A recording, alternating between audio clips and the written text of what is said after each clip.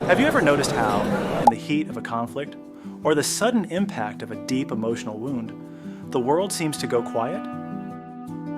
It isn't a peaceful silence, but a heavy, suffocating one. It is as if the bridge between the mind and the voice has suddenly collapsed.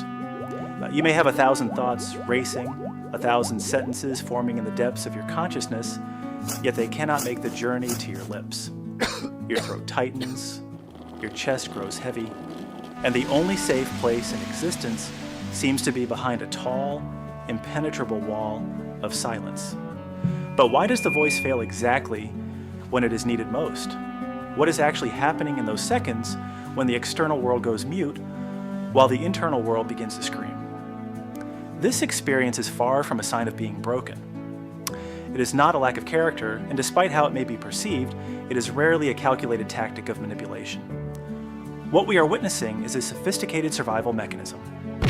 In psychology, we frequently discuss fight or flight, the primitive urges to either confront or escape. Yet we rarely examine the third, more complex pillar, freeze.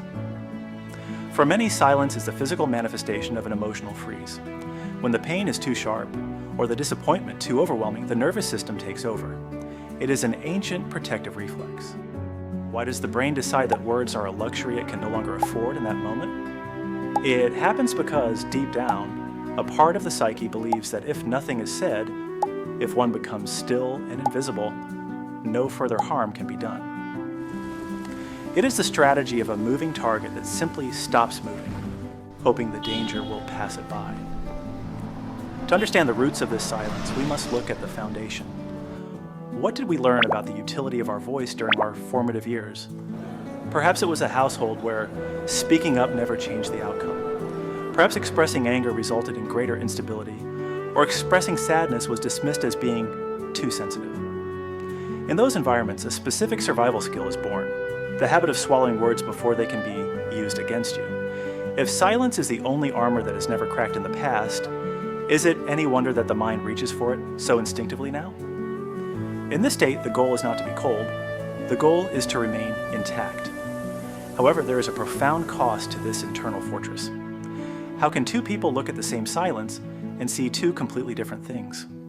While one is building a sanctuary for safety, the other often perceives a wall of indifference or hostility. This retreat is frequently mislabeled as the silent treatment, a weapon used to punish. What is invisible to the observer is the absolute chaos happening behind those closed lips.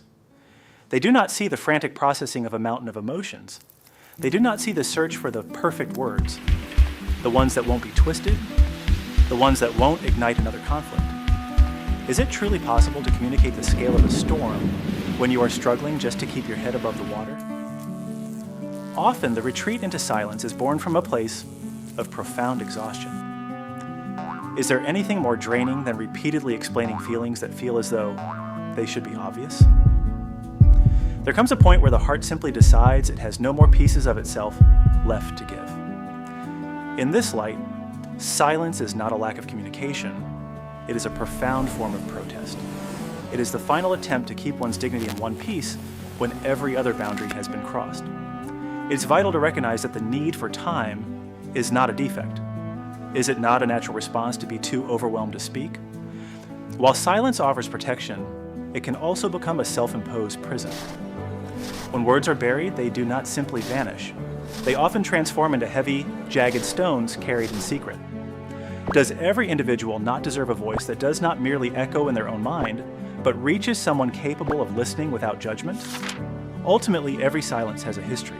It is not an empty void, but a space that is often overflowing with everything that could not be said.